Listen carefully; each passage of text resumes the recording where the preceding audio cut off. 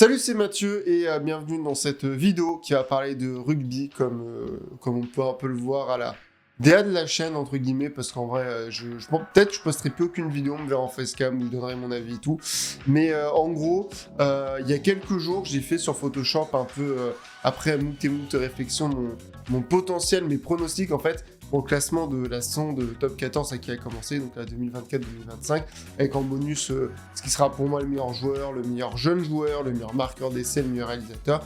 Et je me suis dit, au lieu de faire un énorme pavé sur Twitter bien pénible et tout, je me suis dit, vu que je suis monteur vidéo, que j'aime faire un peu du montage et tout, je me suis dit, je vais faire une vidéo un peu tranquille.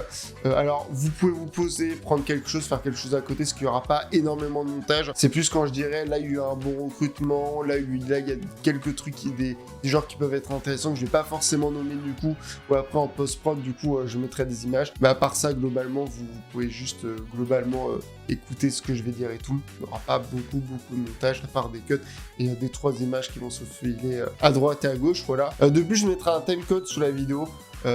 Alors je mettrai pas un timecode de 14e, 13e, 12e, voilà, mais je pense que je mettrai un timecode en mode on va d'abord commencer par mes pronostics de la saison, puis après mes pronostics sur les meilleurs joueurs sur tel ou tel truc, voilà. Et je ferai peut-être aussi, pour moi, ce qui sera peut-être le joueur flop à voir.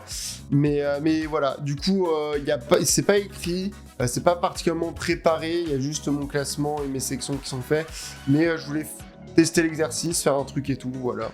Donc si ça vous plaît, dites-le moi et tout, que vous venez comme ça via YouTube de manière random, ou parce que j'ai fait le tweet du coup et j'ai dit en plus d'explications, allez voir la vidéo en lien, voilà. Sur ce, on est parti.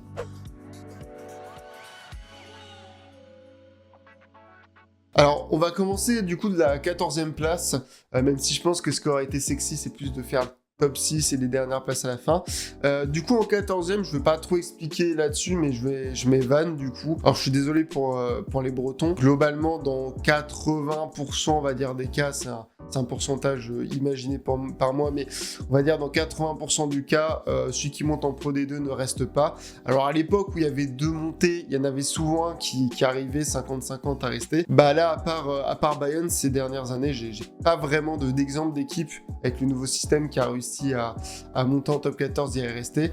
Pourtant, on y croyait au Yonax l'année dernière, parce que l'année dernière, au Yonax, c'était une équipe qui venait, qui avait des arguments, qui avait bien dominé sa saison de Pro D2, même si un peu plus de mal sur la fin. Là, on a une équipe de Vannes qui s'est beaucoup battue avec d'autres équipes pour avoir cette place qui était beaucoup plus compliquée à aller récupérer. Donc concrètement, voilà, Vannes, c'est un peu comme toutes les équipes, je les vois finir aux alentours de 20-30 points, 14e avec globalement une place en Pro D2, un retour en Pro D2 qui s'annonce 3 ou 4 journées avant la fin du championnat de top 14. Même s'ils ont des joueurs assez intéressants, l'équipe elle est pas mal, et si je dis pas de bêtises, on fait 2-3 recrutements plutôt intéressants. Mais voilà, globalement, Vannes, je vais pas trop me pencher là-dessus.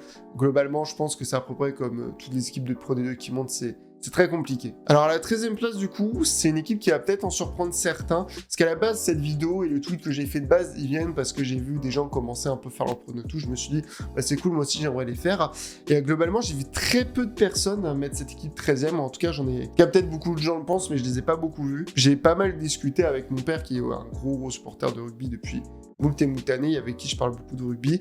On est plutôt raccord sur cette équipe à la 13e place en plus de 24e, mais pour moi le Loup va finir 13e. Alors ça me fait un peu du mal, parce que Loup, c'est une équipe que j'apprécie beaucoup. C'est une équipe qui a un peu monté en même temps que La Rochelle, qui est mon club de cœur du coup de la Pro D2 au top 14. Donc c'est une équipe que je suis aussi beaucoup de proches quand La Rochelle du coup était en Pro D2. Et ça me fait un peu chier de mettre le Loup 13e parce que je trouve que c'est une équipe que j'aime aussi plutôt bien jouer. Mais à force de constater que la saison dernière elle est quand même très très compliquée. Alors le Loup, c'est pas une équipe qui a entre guillemets du mal à domicile, ils font partie de la bonne moitié. Mais en fait le Loup à l'extérieur ils y arrivent mais vraiment pas. Et je crois, si j'ai pas de bêtises, ils ont pris 1 point l'année dernière ou peut-être 2. Mais vraiment, si je dis pas de bêtises, ils ont genre pris 1 point à l'extérieur. Là, avec le départ de certains joueurs, le fait que ça commence à être tendu, on a beaucoup entendu Couillou parler un peu à droite à gauche, être un peu énervé globalement de ce que proposait l'équipe. Je pense que c'est une équipe qui en interne est très dans le mal.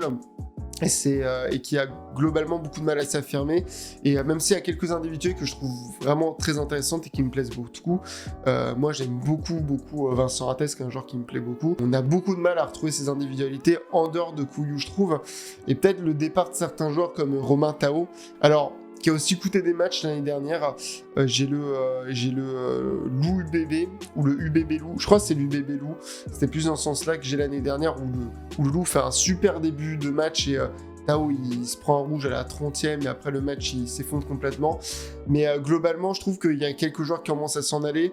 L'équipe elle commence à plus trop savoir où se positionner ou quoi faire et tout. Donc malheureusement, je vois un peu l'équipe être en descendante comme l'année dernière. Et alors pas de beaucoup, mais globalement, ça serait pas une populaire opinion de dire que le top 14, la place de 13e est souvent très très tendue. Et même l'entrée dans le top 6 est très tendue. Mais je vois pas après le Loup être vraiment 13e tranquillement sans qu'il y ait de difficulté. Pour moi, il y a deux autres équipes qui, donc du coup le 12e et le 11e, qui vont aussi batailler vraiment fort pour pas descendre. Et du coup, à la 12e place, je mettrais Montpellier. Alors, Montpellier, c'est pas vraiment une surprise vu la saison qu'ils ont fait l'année dernière. En plus, c'est pas une équipe qui est actuellement très appréciée par rapport aux joueurs qui sont présents dans le club. Mais je trouve que le recrutement de Montpellier était plutôt intelligent cette saison. Ils ont essayé de renforcer via des grosses individualités certains points où ils étaient pas très bons. Surtout qu'ils appuient vraiment une envie d'être plus réaliste. Mais je pense que Montpellier, ça devrait le faire dans le sens où je trouvais que la saison post-champion avait été très moyenne et avait été vraiment plein de très mauvais signaux qui, moi, du coup, ont fait que la saison dernière, j'avais pas été du tout surpris de la performance de Montpellier. Beaucoup de gens avaient mis un peu Montpellier en mode la surprise flop de la saison.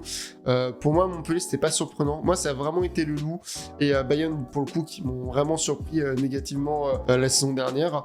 Mais je pense que le Montpellier va trouver un peu plus de stabilité, feront moins d'erreurs dans le sens où il y a des matchs qu'ils ont perdu l'année dernière qu'ils auraient jamais dû perdre, qu'ils perdront pas cette année, qui feront qu'ils arriveront à se maintenir aux alentours de entre 10 à 13e, peut-être même 14e, hein, parce qu'on sait les équipes qui viennent de Pro D2 font souvent un bon début de championnat, à l'image d'Oyo qui avait fait un bon début l'année dernière. Mais je pense que Montpellier s'en sortira in extremis, en tout cas d'une victoire ou de 5 à 6 points par rapport au Loup, et finira 12e.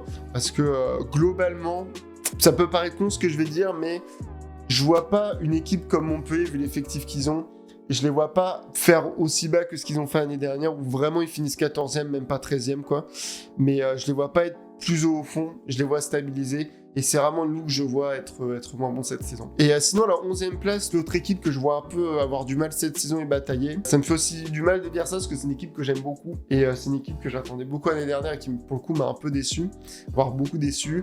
C'est Bayonne. Alors, Bayonne, ils ont un bon recrutement, assez intéressant. Ça amène des joueurs devant plus véloces avec de l'expérience. Ça prépare la succession de Camille Lopez, qui est moi, je suis pas pomme girl de Camille Lopez.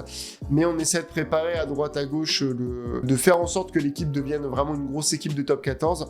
Mais pour le coup, il y a un truc qui fait du mal à Bayonne, peut-être qu'il sera moins présent cette saison avec le gros recrutement qu'ils ont fait, mais Bayonne, c'est une équipe qui, je trouve, à l'image de l'année dernière, est une équipe qui a beaucoup de mal en deuxième partie de saison, parce qu'étant donné que c'est une équipe qui a pas de gros joueurs sélectionnés à droite à gauche, c'est une des équipes qui fait le moins tourner son équipe, que ce soit à domicile ou à l'extérieur.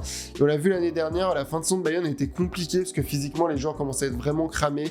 J'ai pas compris le fait de faire jouer faire jouer les 26 matchs à Lopez, alors que c'est quand même, il a 33 ans Lopez, il a fait 26 matchs, donc 25 titularisations en top 14, après il fait qu'un seul match de Champions Cup sur les 4, mais je comprends pas ce choix. Et même, je prends Lopez comme exemple, parce que pour moi, c'est le deuxième joueur qui a le plus de temps de jeu l'année dernière, mais globalement, je comprends pas en fait ce choix de pas faire tourner l'équipe, et pour moi, ça monte un problème, alors qui sera peut-être pas présent cette saison, mais que moi, je vois cette saison, c'est que c'est une équipe qui physiquement va beaucoup souffrir au fur et à mesure de la saison, et je les vois bien être 7-8e, voire accrocher le top 6 pendant les premiers mois, surtout avec la tournée, je pense, d'automne là, qui va peut-être faire mal, enfin qui fera mal à certaines équipes, mais je vois pas Bayonne aller au-delà de la 11e place et même se battre, parce que vis-à-vis de la fin de saison de l'année dernière et vis-à-vis que on va quand même être sur une année où il va falloir commencer à mettre des joueurs à tel poste et en remplacer d'autres. Je pense que l'équipe va devoir du coup un peu se retrouver, ou en tout cas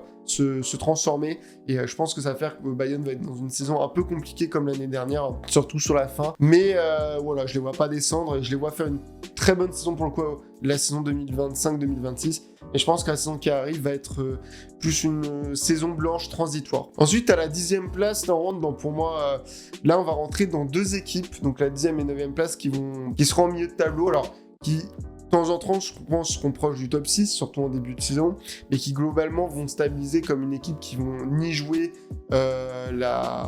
ni devoir se défendre par tomber en Pro D2, ni vraiment jouer le top 6. Et à la 10e place, pourtant ils ont fait une super fin de saison l'année dernière, mais je pense que c'est plus dû au hasard ou je ne sais quoi, mais je mettrais 10e Castres. Alors Castres, j'ai pas grand chose à dire. Castres, c'est une équipe, c'est toujours compliqué de les positionner, c'est toujours l'équipe surprise, elle peut faire un mauvais début de championnat ou un bon début et faire l'inverse et se chier. Bon, c'est souvent une équipe qui globalement en juin-mai devient toujours très très forte et souvent talonne de très proche le top 6 où ils rentrent vraiment à la dernière seconde. Cette année, je les vois pas trop dedans. Je trouve que déjà l'année dernière, Castres, c'est une équipe qui aurait dû taper dans la 9e, 8e place, voire 10e, et qui l'a pas fait l'année dernière parce qu'il y a eu, je trouve, des enchaînements de matchs qui ont été plutôt à leur faveur, mais qui auraient pas dû se produire. Et je pense qu'effectivement, cette saison, ce sera pas le cas pour Castres et qui finiront en 10e. Parce qu'en soi, je trouve que c'est une équipe qui, même si, comme Bayonne, un peu, a pas beaucoup de joueurs trop pris, qui est une équipe plutôt stable, je trouve que c'est une équipe qui a pas vraiment de gros points forts, que ce soit en attaque, en défense. Alors c'est une équipe qui est globalement très propre partout, ça il n'y a pas trop de problème, mais je trouve que étant donné que c'est un peu une équipe qui fait pas qui se fait pas trop voir, que ce soit positivement ou négativement, j'ai du mal à les placer en dehors du 10e. Ensuite, à la 9e place, là, ça me fait un peu chier parce qu'on parle d'une équipe que j'apprécie beaucoup et qui, je trouve, qui a été globalement la meilleure équipe des 5-6 derniers matchs de top 14. Mais je vois pas encore leur envol cette saison. Je pronostiquerais plutôt sur eux en 2025-2026. Après, il faut voir la saison qu'ils feront cette année, mais à la 9e place, comme Castres, à ne ni jouer le top 6 réellement, ni à avoir peur de descendre, je vais mettre Clermont. Alors Clermont, c'est une équipe qui patauge un peu autour de cette 9e place depuis pas mal de saisons maintenant, qui a un peu perdu de son aura d'éternel 2e, mais toujours grosse équipe, toujours présente dans le top 6, toujours dangereux. On sait qu'il y a des joueurs qui commencent à se positionner. L'année dernière, on devait avoir un Jono qui devait vraiment prendre ses marques, auquel beaucoup de gens attendent sa prestation, mais qui au final, à cause de blessures, a dû faire 50-50 au niveau du poste de demi-mêlée. Je pense que cette saison, elle sera pour lui. Je pense qu'il va être un des gros jeunes joueurs. Et globalement, je mets clairement 6-9e parce que je me suis pas trop intéressé à leur profil. J'ai pas l'impression qu'il y a un gros recrutement, ni même trop de joueurs qui partent. J'ai l'impression que ça reste dans la constance que l'équipe a depuis quelques saisons. Ce qui n'est pas forcément négatif parce que je trouve qu'ils arrivent à trouver un rythme assez intéressant. Et même si Urios se gueule beaucoup, j'ai l'impression que ça commence un peu à porter ses fruits.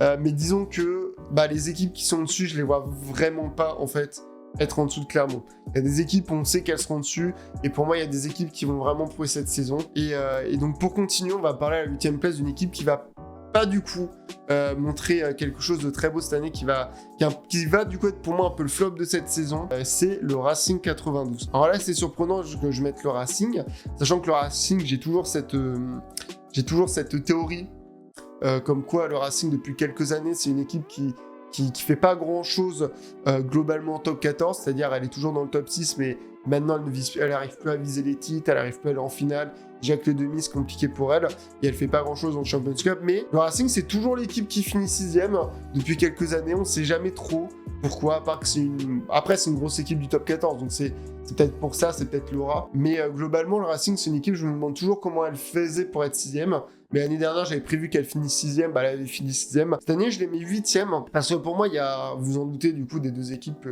je risque un peu de dire qu'elles vont être sur une bonne montée cette année. Mais pour moi, le Racing va un peu souffrir déjà de certaines équipes qui, je trouve, sont vraiment sur des bonnes montées, ont fait un bon recrutement et vont vraiment être intéressantes. Et surtout parce que je trouve que le Racing, ça se casse un peu la gueule. Parce que, le Racing, l'année dernière, il y a deux choses qui font que l'équipe est dans le mal. C'est le 6 Nations. C'est vraiment le 6 Nations. Genre, le Racing, si je dis pas de bêtises, ils prennent 4 points sur les 4-5 matchs de 6 Nations. J'avais fait un graphique, je vous le montrerai en montage, mais c'est vraiment l'équipe qui a souffert le plus du 6 Nations et des doublons. Mais aussi, c'est une équipe qui, quand elle est plus à la U Arena, souffre pas mal.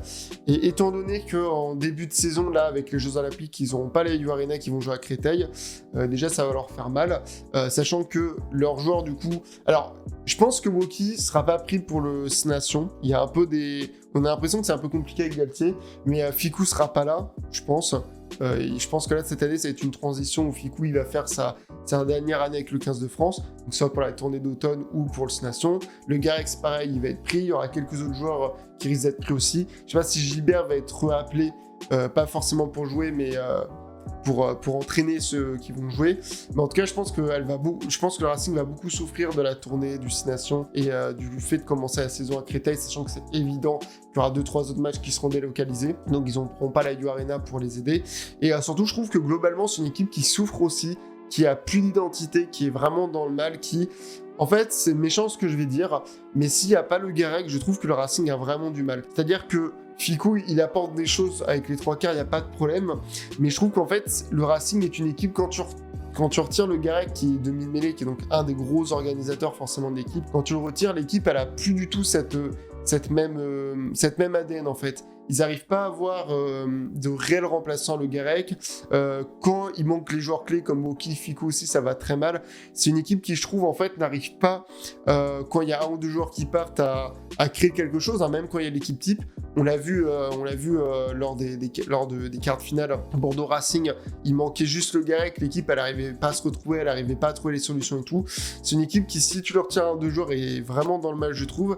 Et surtout, je trouve qu'au vu du recrutement, on sent que le Racing se positionne un peu comme le PSG du top 14, alors sans le succès avec, mais dans le sens où on prend beaucoup de bonnes individualités, avec l'image du coup, forcément, il faut que j'en parle, de Owen Farrell qui va arriver.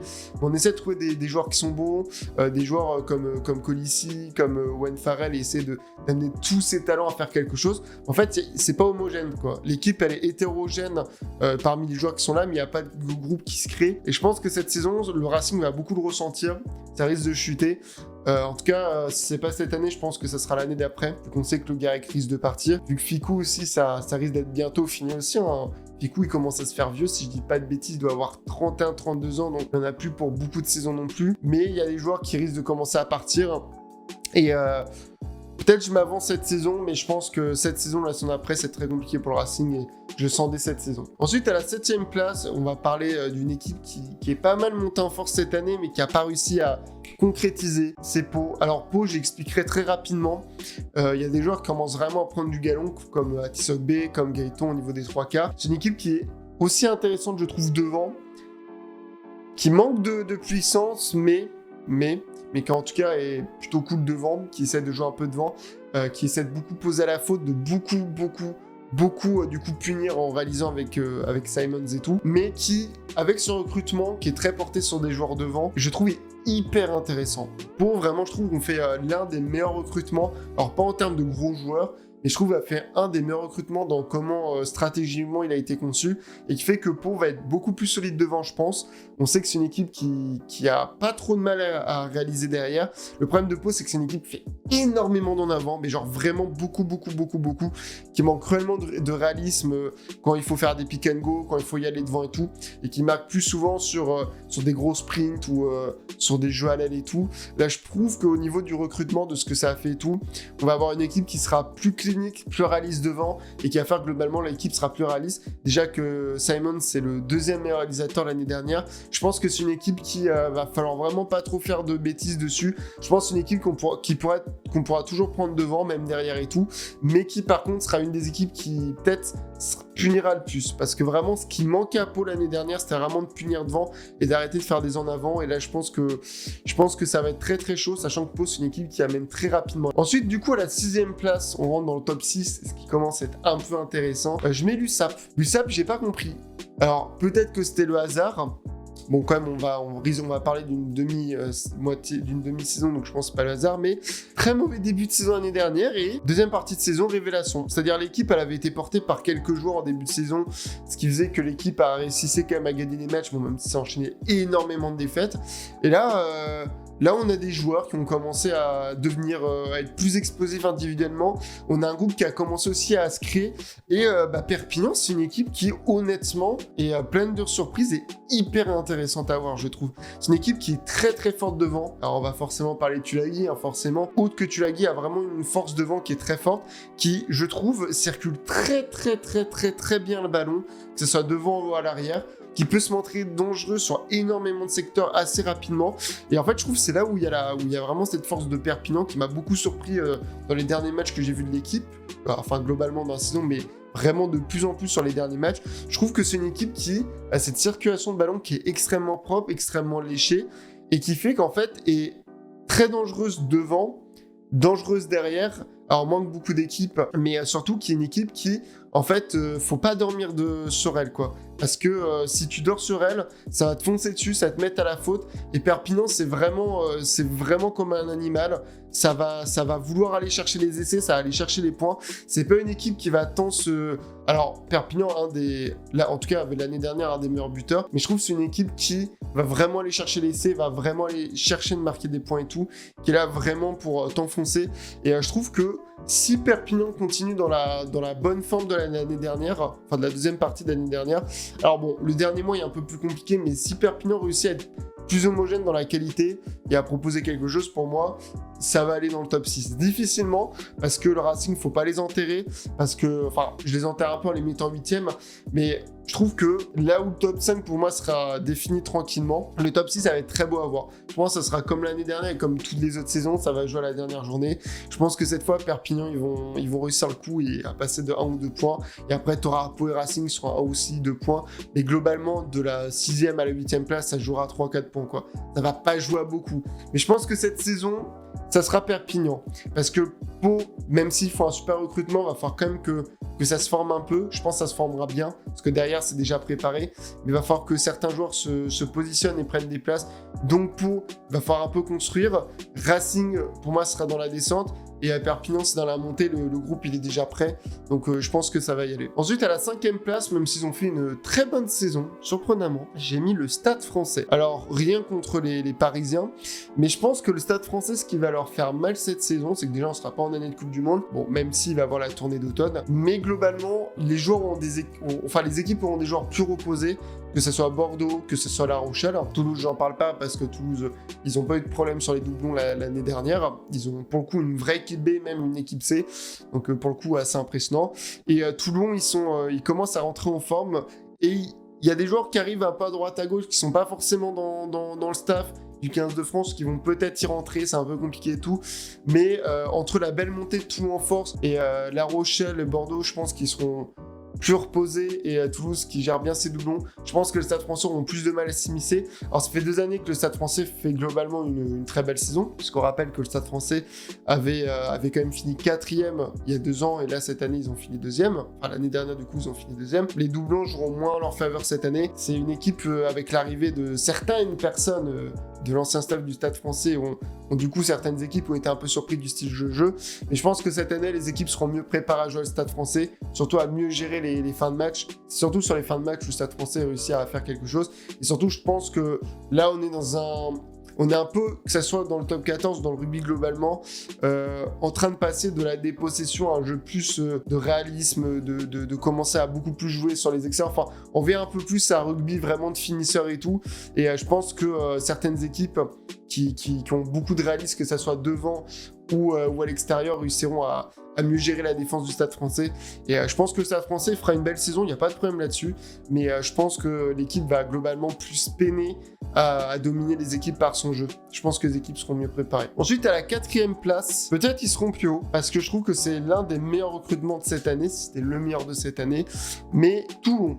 Alors, Toulon, ces dernières années, compliqué. En fait, quasiment après la fin de l'âge d'or du Real de Toulon, Toulon a globalement été dans le dur. Il y a 2 saisons de cela, quand Toulon a du coup gagné la Challenge Cup, je me suis dit, faut faire attention à Toulon l'année prochaine, va falloir faire attention. Effectivement, je trouve que Toulon, ils ont commencé à construire un truc intéressant, commencer à vraiment être plus réaliste sur que ce soit devant, que ce soit derrière. L'arrivée de certains joueurs comme Garbizzi, le retour de Serein, le fait que devant, je trouve que ça a plus d'impact. Avec l'équipe a réussi à finir 4e l'année dernière. Je pense qu'ils vont refaire la même, une belle saison. Je pense qu'ils feront peut-être même, entre guillemets, une meilleure saison, plus homogène. Le recrutement de Toulon est impressionnant. On ramène un jeune prodige en 3e ligne. On te ramène Antoine Frisch qui est un peu en train de devenir la star française au centre après De Porter et Paul Coste. Il y a pas mal de joueurs qui commencent à arriver, qui sont pour moi des joueurs qui vont vite s'installer. En tout cas, je l'espère pour Toulon, et qui vont faire beaucoup de bien. Et je pense que Toulon va être une équipe beaucoup plus dure à prendre. De toute façon, je vous le dis, le top 5, ça va être l'enfer. Cette saison, ça va être l'enfer. Même la première et deuxième position, je pense que ça va être beaucoup plus dur cette saison. Parce que entre le recrutement de Toulon, et on y reviendra, les autres équipes qui restent du coup, je trouve que cette saison, ça va être très compliqué. Globalement, c'est ce que je vous ai dit, la 14e place, ça va être compliqué pour Vannes au fur et à mesure du temps, même si je risque de faire un bon début de saison. Mais à la 13e place, il va y avoir 3 équipes qui vont se battre. En fait, à part Castres et Clermont, qui vont quand même se la donner, mais qui, je pense, en fin de saison, vont gentiment se positionner 9-10e, je pense que ça va globalement être très tendu. Dans le sens où, de la 5e à première place, des équipes comme Pau, Perpignan, Racing vont avoir un peu de mal, mais premier à 5e, ça va être tendu, sauf peut-être le premier qui sera un peu plus haut. Donc de 2e à 5e, ça va être tendu, de 6e et 8e, ça va être tendu, de 11e et 13e, ça va être tendu. Je pense, après, c'est le top 14, mais je pense qu'on va vraiment avoir une saison encore plus tendue que d'habitude, et à l'image de Toulon et de beaucoup d'équipes qui, je trouve, vont faire un recrutement plutôt intelligent. Ensuite, pour parler d'une équipe qui a fait aucun recrutement quasiment. À la 3e place, je mets mon club de cœur, La Rochelle. Alors La Rochelle, il y a beaucoup de gens qui les voient 5e, et honnêtement, ça serait peut-être pas impossible, parce qu'on rappelle qu'il y a la tournée d'automne, donc il y a quand même des joueurs qui vont être pris, il va y avoir la destination, mais je pars aussi du principe que Danty risque de ne pas être invité cette saison. Bourgarit, peut-être qu'il sera invité aux Six Nations, mais pas sûr qu'il soit invité pour la tournée d'automne, étant donné que Bourgarit, il revient quand même d'une saison compliquée en termes de blessures. Déjà, on va voir ce que ça va donner en début de saison. Mais je pense qu'en termes de joueurs pris, La Rochelle sera plus tranquille avec le 15 de France. Et surtout que je trouve que La Rochelle, c'est une équipe qui était très fatiguée de ces 2 saisons de champion d'Europe. Et l'année dernière, on l'a vu, entre la Coupe du Monde, entre les 2 années la Coupe du Monde, c'est une équipe qui était cramée physiquement. On a vu des joueurs vraiment pas être présents, déjà après la défaite en finale du top 14, puis la Coupe du Monde à l'image de Seteny ou d'Astoy, qui je pense vont bien se reprendre cette saison. On a vu un gros Astoy en fin de saison. Je trouve que Seteny, il n'est pas à son prime de 2023-2024, mais je trouve qu'il a quand même été globalement bon. Mais je pense que là, l'équipe va avoir globalement une saison avec beaucoup moins de blessés, parce qu'il faut se rendre compte que La Rochelle, quand même, est pas loin d'aller gagner, de faire le miracle en allant battre Toulouse en demi-finale, alors qu'on parle d'une équipe qui n'avait pas son titulaire talonneur, qui n'avait pas son numéro 4, enfin ses numéro 4 titulaires, qui manquait quand même son gratteur en 3e ligne, qui quand même a beaucoup enchaîné avec des blessés qui sont revenus sur la fin et tout. C'est une équipe qui a été constamment, en fait, qui a pas pu se créer réellement, parce qu'en fait, à part au mois de mars où globalement l'équipe elle a très peu changé, et du coup au mois de juin où l'équipe a très peu changé, d'où les 2 meilleurs mois du club, vu qu'il y a eu énormément de blessés qui sont alternés à droite à gauche, on a globalement vu une équipe fatiguée, qui a eu beaucoup de blessés, qui a fait que globalement ils n'ont pas pu créer vraiment, enfin en tout cas de continuer le groupe qui était en train de se former, peut-être d'apporter de nouveaux joueurs et tout, comme Jack Noël, je ne citerai pas un joueur qui est pour le problème, mais entre guillemets a des problèmes, voilà. Mais globalement, c'est une saison qui aurait dû être dans la même veine que les saisons d'avant, avec des joueurs qui commencent à se positionner, d'autres qui sont arrivés et tout. Mais je pense que ça sera cette saison. Je pense que cette saison, La Rochelle aura, en tout cas on l'espère pour le club, aura beaucoup moins de blessés, aura une équipe beaucoup plus fixe, beaucoup plus stable, même si je pense qu'il y a des joueurs comme Colomb qui seront appelés, comme Cancoré qui va peut-être pas forcément jouer, qui seront appelés, mais globalement je pense qu'on aura une équipe plus fixe, plus propre, et sachant qu'on a des joueurs comme Carbarlo, comme Brice Dulin qui risquent de faire leur dernière saison, comme Actonio aussi qui va sentir que Colomb risque de prendre sa place, soit cette année en fin de saison, soit l'année prochaine. Je pense qu'il y a vraiment des joueurs qui vont se la donner, donc je pense que La Rochelle finira 3e, mais ça reste quand même une équipe qui commence à être beaucoup vue par les équipes, et qui aussi, à l'image de l'année dernière, arrive à beaucoup moins s'imposer devant, surtout au niveau des mauls. Donc je les vois pas être dans le top 2, surtout que on va du coup parler du top 2. La 2e place, il y a Bordeaux. Alors Bordeaux, ils étaient, je trouve, pas si loin de ça de jouer cette deuxième place. Bon, il y a eu la Coupe du Monde, le Six Nations qui a fait du mal, mais là on va être sur une saison plus tranquille. Bordeaux a des joueurs qui ont commencé à se positionner, comme Tatafou par exemple, comme Lamotte. L'équipe, je trouve, a pris une vraie dimension physique devant qui a dû faire beaucoup de bien cette saison, surtout quand derrière les joueurs vont manquer pendant les tournées et tout. Donc là on commence à avoir une équipe de Bordeaux qui était très construite derrière et qui là cette saison, en plus d'avoir amené Damien Penaud, quoi, comme Bielbarré, comme Deporter, qui ont vraiment créé pour moi, je suis désolé pour les Toulousains, mais qui a vraiment créé pour moi les meilleurs trois quarts en excluant la charnière, bien évidemment. Même si, attention, Toulouse, c'est très très fort aussi en trois quarts. Je trouve qu'on a vraiment la meilleure ligne de trois quarts à Bordeaux. Et là devant, là où Bordeaux, c'était genre, je mettais 7ème, 8ème l'année dernière comme meilleur pack devant. Là, je pense que Bordeaux, ça peut taper top 5, top 4, quoi. Parce qu'on essaie déjà de viser certains joueurs, avec le recrutement possible de Tatafou. Mais surtout, on a une équipe qui commence à être plus présente devant. Et je trouvais que l'année dernière, parce qu'il leur a fait beaucoup de mal en fin de saison, c'était derrière, on sentait que les joueurs commençaient à être cramés, dans l'attaque en tout cas, et qui se faisaient beaucoup plus prendre quand ils attaquaient. Les défenses étaient mieux préparées aux attaques de Bordeaux, parce que je trouvais que Penaud, du coup, il avait moins ce génie sur la fin de saison, même s'il a énormément marqué, il n'y a pas de problème là-dessus. Pareil, Biel, qui a beaucoup plus, je trouve, prouvé par sa maîtrise de différents... par la maîtrise des différentes choses qu'il doit maîtriser en tant que 11, surtout défensivement. Mais j'ai surtout trouvé que là où Bordeaux, derrière, était un peu cramé en fin de saison dernière et que c'est un peu ce qui a coûté au club, je trouvais que devant, c'était propre, c'était clean. Je tiens quand même à rappeler que les essais de Bordeaux en demi-finale face au Stade Français, c'est des essais de maul. Bordeaux, mettre un essai de maul, déjà, on aurait dit ça l'année dernière, on n'y croyait pas. Alors mettre 2 essais de maul, comme j'ai dit, c'est pas Bordeaux, c'est La Rochelle, quoi. Mais je trouve que là, devant Bordeaux, ça va être très très effrayant cette année. Enfin, peut-être pas top 3, mais en tout cas, ce sera l'une des plus grosses équipes devant, sachant que derrière, c'est très léché. Et je trouve que Bielbarré, il est en train d'exploser. Et que Penaud, je pense, avec un peu plus de repos, il va être bien et tout. Je pense que là, on va avoir une équipe de Bordeaux qui va être très forte, qui va quand même avoir du mal à un peu défendre son poste, en tout cas, ce que je pronostique à la position de deuxième, parce qu'il va avoir encore les tournées que Moefana, Deporter, Bielbarré, Penaud, ils vont être pris. Et Bureau, il y a peut-être moyen, parce que lui, Bureau, c'est vraiment très très fort. Après, est-ce que Lucas sera pris? Oui, ou peut-être pas, en vrai. Parce que Lucas sera pris pour la tournée d'automne. Je pense qu'il sera pas en fiche de match, mais il leur faut 3 demi-mêlées. Et là, il y a Dupont qui sera là, donc ça sera Dupont, Le Garec et Lucas. Et pareil pour Jalibert, il sera pris. Et pour le coup, Jalibert, il est plus installé en tant que 10 déjà.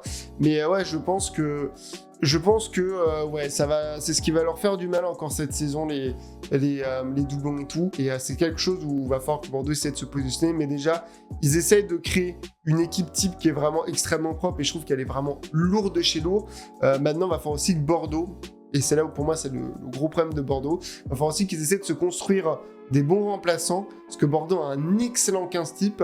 Mais déjà, le 23 type est déjà un peu plus galère. Mais ouais, là, Bordeaux, en termes d'efficacité, je pense qu'ils seront aussi efficaces que l'année dernière derrière. Et devant, je pense que l'équipe sera plus dure à prendre déjà quand on va falloir attaquer et même quand on va falloir défendre devant. Donc je pense que Bordeaux fera une saison plus propre cette saison. Et donc du coup, à la première place, on va dire sans trop de surprise, mais aussi vu la dernière saison qu'ils ont fait, je mets Toulouse premier. Aussi quoi dire, l'équipe type de Toulouse est excellente, je trouve, et très forte. Alors il leur manque un bon pilier droit, je trouve.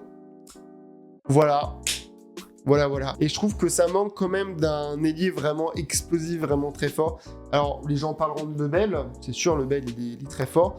Tu peux mettre un Capuzzo, sachant que Toulouse essaie de se battre pour le garder. Après, Capuzzo, je sais pas trop si on a envie de rester dans une équipe où globalement, il est derrière Ramos, où il est derrière Kinghorn, où il est derrière Amalia, où il est derrière Lebel. C'est un peu compliqué. Mais ouais, je trouve que Toulouse, en dehors de... Parce que Lebel, après, il peut prendre une dimension, il n'y a pas de problème là-dessus. Je trouve que, pour le coup, Leeds est plus impressionnant dans ce secteur, alors qu'il est vu à La Rochelle. Bielbarré, Penaud gère beaucoup mieux là-dessus. Je trouve que Villiers, il peut même réussir à faire ça, même dans d'autres équipes. Il y a Tsogbe, par exemple. Il y a Lili aussi de Perpignan et tout. Je trouve qu'il y a beaucoup de joueurs qui ont cette aura qui manque un peu à Toulouse. Mais globalement, c'est du chipotage, quoi. Toulouse a un excellent 15 type, a un excellent 23 type. Enfin, globalement, Toulouse a une très bonne équipe A, une très bonne équipe B. Même l'équipe C peut aller... Enfin, on l'a vu l'année dernière, pouvait aller prendre le 14e, le 13e, le 12e, le 11e, si ce n'est le 10e, que ce soit à domicile ou même faire peur à l'extérieur et tout.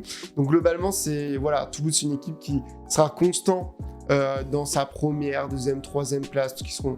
Je pense pas qu'ils seront toujours premiers, mais qu'en tout cas, que ce soit à domicile, avec ça, pendant les tournées, n'auront pas trop peur là-dessus. Après, voilà, je trouve qu'on est sur une saison où les équipes seront moins fatiguées. On a des équipes comme je trouve Toulon qui sont plus peaufinées, La Rochelle et Bordeaux qui vont être moins dérangés par les doublons et qui physiquement seront plus présents, je pense, cette saison.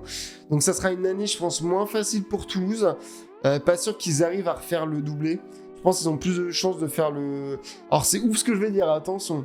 Mais je pense qu'ils ont plus de chances d'aller regagner le top 14 que la Champions Cup. Parce que t'es plus habitué globalement au rythme, à la gestion du top 14 quand tu es une équipe comme Toulouse ou même du top 14 que de Champions Cup où tout peut arriver. Et je pense qu'il y a des équipes là en Champions Cup qui peuvent commencer à faire aussi... commencer à faire peur, on a commencé à voir les Harlequins Queens, et même si Toulouse, je trouve, a une poule en Champions Cup plutôt tranquille, ça j'en ai pas trop parlé dans la vidéo, c'est vrai, mais je trouve que et ça joue beaucoup la Champions Cup, parce que par exemple, je pense que le Stade français risquera pas forcément de le jouer aussi cette saison, là où il y a des équipes comme Bordeaux, La Rochelle, Toulon qui vont bien mettre le grain dedans, en tout cas Toulon qui va mettre ce grain dedans, et La Rochelle et Bordeaux qui vont continuer à essayer de viser haut dans cette compétition. Mais je pense que Toulouse, ça va être peut-être compliqué de viser le doublé cette saison parce que les équipes sont plus présentes, ça, je pense en top 14 ou certaines même en Champions Cup. Mais voilà, je pense que Toulouse finira premier. Et après, pour parler du coup de tout ce qui est barrage, fin de tournoi et tout, je vois pas Loup, même s'ils finissent 13e, descendre. Je vois aucune équipe gagner à domicile contre le Loup de Pro D2. Après, je verrai peut-être que Brive fera une énorme saison. Je pense que Brive finira premier de Pro D2, mais donc du coup, ils passeront tranquillement. Mais à part Brive qui, peut-être sur un malentendu, finira deuxième et peut peut-être aller gagner à domicile contre le Loup. Par rapport à ce que j'ai vu l'année dernière, que ce soit Provence ou autre, je vois pas d'équipe faire peur au Loup. Donc le Loup finira 13e et pour moi restera en top 14 cette saison. On reverra dans les années d'après. Et pour ce qui est du top 6, du coup, ça sera La Rochelle qui recevra Perpignan, du coup, par rapport à ce que j'ai dit. Je pense que le match sera comme La Rochelle-Toulon l'année dernière, enfin Toulon-La Rochelle, un match qui globalement ira dans le sens des Maritimes. On aura Toulon-Stade français, qui là aussi, je pense, sera un match un peu compliqué peut-être pour Toulon, ou en deuxième mi-temps, mais je pense que Toulon prendra le score et puis ça passera tranquillement. Et donc du coup, on aura un Bordeaux-La Rochelle, si je dis pas de bêtises, je joue en Espagne, qui pour moi serait un match très tendu. Et là où je trouve que l'année dernière, effectivement, La Rochelle, il fallait absolument pas les jouer à Bordeaux. Je pense que cette saison, La Rochelle aura peut-être la possibilité, parce que ils sont... Voilà, c'est ce qui fait aussi mal à Bordeaux, c'est genre de deux moments, les demi-finales, les finales, vraiment, ils sont pas encore bons dans l'exercice parce que la victoire face au Stade français en demi a été très compliquée l'année dernière. Même si le Racing ça a été tranquille, le Stade français ça a été très compliqué. Et à Toulouse, je ne rappellerai pas ce qui s'est passé. Et je pense qu'effectivement aussi la défaite face aux Harlequins Queens, ça a dû faire mal à la tête. Donc je pense que Bordeaux, c'est pas cette année où ils seront bien préparés pour les phases finales. Donc je pense qu'il y a moins qu'ils perdent contre La Rochelle. Et après Toulouse, je pense que Toulon perdra de 10 points peut-être contre Toulouse. Et après, je pense qu'on aura une belle finale Toulouse-La Rochelle comme il y a 2 ans. Même si je mettrais Toulouse gagnant dans un match-up moins compliqué. Enfin, dans le sens où je dirais, par rapport à la dernière finale Toulouse-La Rochelle, je pense que pour le coup, il n'y aura pas de dernier essai, ça ne jouera pas un dernier essai. Je pense que l'une des deux équipes gagnera dans les 9-10 dernières minutes et qu'il n'y aura pas de retournement de situation, que ce soit pour l'une ou pour l'autre. Et je miserais actuellement l'état sur un 60% pour Toulouse, 40 pour La Rochelle. Parce que, on l'a vu, si La Rochelle évite de faire des conneries et arrive à garder la tête, pas au fond, mais à garder vraiment à être lucide, équipe La Rochelle a ce qu'il faut pour aller battre les Toulousains. Il n'y a pas beaucoup d'équipes actuellement qui peuvent le faire. Donc voilà, globalement, ça c'était mes pronostics sur comment sera la saison, patati patata.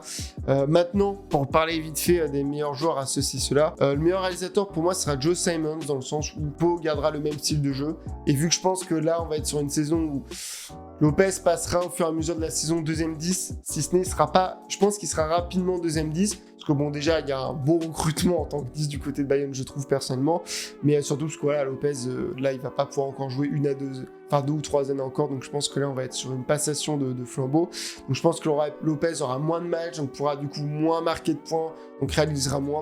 Donc je pense que Joe Simons prendra la première place tranquillement. En tant que meilleur marqueur d'essai, je vais pas mettre Couillou ni Penaud, qui sont très chauds ces dernières saisons. Mais je vais mettre Madoche Tamboué. Alors j'ai quand même mis Montpellier 12e, donc c'est un peu contradictoire dans le sens où comment tu peux le mettre meilleur marqueur d'essai alors qu'on parle d'une équipe qui sera que 12e.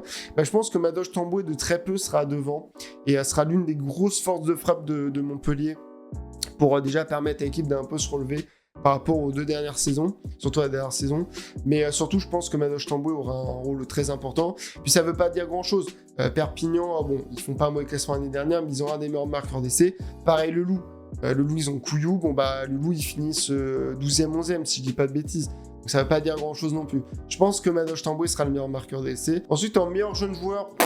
Là, c'est hyper compliqué. Alors, vous avez vu sur mon tweet, j'ai mis Goros parce que je suis énorme pom-pom girl.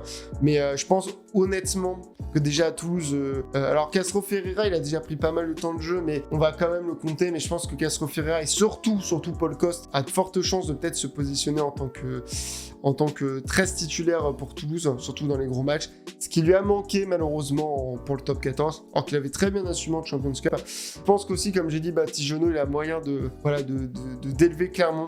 Mais je pense que par rapport au classement de Clermont, ce sera peut-être pas encore suffisant, voilà. Et après, on pense forcément à des joueurs qu'on prouvait, mais pour moi, mettre des Bielberré, des deux porteurs, des Gaëtons, c'est un peu évident. Peut-être à Tissogbe. Mais je vais mettre Ross, même si je pense que vis-à-vis des dernières informations, du fait que ça va recruter un 10 et tout, je pense que Ross va encore se retrouver avec 700 minutes de temps de jeu au total, ce qui n'est pas énorme. Mais si on lui donne le temps de jeu, je pense qu'il y a moyen. Et en meilleur joueur, là aussi, ça fait très instanté, très pom-pom girl de ces derniers mois. Mais je pense que meilleur joueur et meilleur recrutement du coup, je pense que Antoine Frisch, il peut vraiment apporter quelque chose à Toulon. Sachant que Toulon, je trouve, a vraiment pour problème une paire de centres qui est pas folichonne. Et je pense qu'Antoine Frisch, il va amener un dynamisme, il va amener un côté très dangereux à cette paire de centres. Surtout que c'est un joueur qui passe très fort dans la passation de ballon aussi et qui a vraiment des petits coups de folie et tout. En tout cas, quand il joue aux Bears et au Munster de ce que j'ai vu. Donc, je pense qu'Antoine Frisch, c'est à moyen d'être vraiment le recrutement et le joueur de la saison. Ou après, sinon, ça sera un Toulousain parce que Jack Willis, il est trop fort. Parce que peut-être Roumat, il va prouver encore plus. Peut-être que le retour officiellement de Dupont et surtout de Ntamak, on ne sait pas. Mais pour moi, ça sera Antoine Frisch. Voilà. Je ne vais pas trop développer ce point-là. Mais voilà, globalement, Madoche Tamboué, c'est toujours un des meilleurs marqueurs d'essai. Et vu le peu de temps de jeu qu'il a eu, je pense que tu le mets dans une équipe où il risque d'être titulaire très rapidement. Je pense qu'il n'y aura pas trop de problèmes là-dessus. Joe Simon, ça paraît logique, car pour moi, Lopez prendra moins de temps de jeu. C'est pom-pom girl, mais si on lui donne le temps de jeu, il y a très moyen. Ou sinon, ça sera Castro. Voilà, ce sera soit Castro, soit Russ, soit peut-être Caraba aussi. J'ai pas le nom complet, mais Caraba, le numéro 6 du coup de Toulon. Putain, il va avoir lui. Il va avoir le Néo-Z français, GIF et Olivon. Grosse perte 3ème ligne à Toulon cette saison. 47 minutes de blabla, je pense qu'on aura au final 40-35 minutes. J'espère que je vous ai pas trop fait chier, j'espère que ça vous aura quand même plu. Peut-être je ferai d'autres vidéos, je sais pas trop. Ou peut-être pas, peut-être j'en ferai plus aucune. Mais voilà, c'était mes pronostics, j'espère que ça vous aura plu. Je sais que j'ai pas apporté énormément de développement, j'ai essayé d'apporter là au feeling les quelques éléments que j'avais en tête et tout. J'aurais peut-être dû préparer un truc, peut-être j'aurais dû avoir ma fiche avec tel stat précis.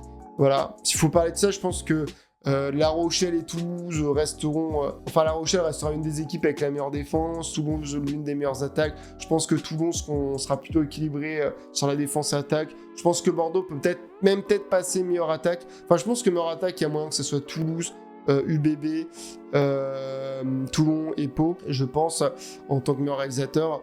Et je pense meilleure défense, il y aura La Rochelle, il y aura Toulon, Stade Français, Toulouse, voilà. S'il faut parler un peu de stats, voilà. Mais voilà, merci d'avoir regardé cette vidéo, j'espère qu'elle vous aura plu. Postez-vous vos pronostics, meilleurs joueurs, meilleurs jeunes joueurs, réalisateurs, même des trucs que j'ai pas forcément dit. Peut-être le flop, c'est vrai que j'ai dit que je parlerais peut-être d'un flop.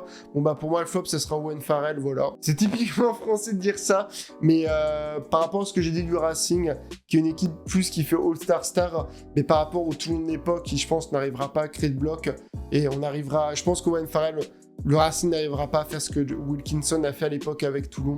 Donc je pense que malheureusement ce sera un flop parce que ça va être un des plus gros recrutements de l'année, que ce soit en termes de salaire ou même de ce qu'il est supposé apporter au club. Même si je pense pas qu'il fera une saison trop dégueulasse. Je pense qu'il fera une saison très moyenne, mais qui sera pas du tout au niveau de ce qu'on devra attendre d'un genre de ce calibre. Voilà, bon, je peux terminer là-dessus. Balancez-moi votre classement pronostic, patati patata, que ce soit sur YouTube ou même sur Twitter pour me répondre. Voilà. C'était Mathieu, merci à tous.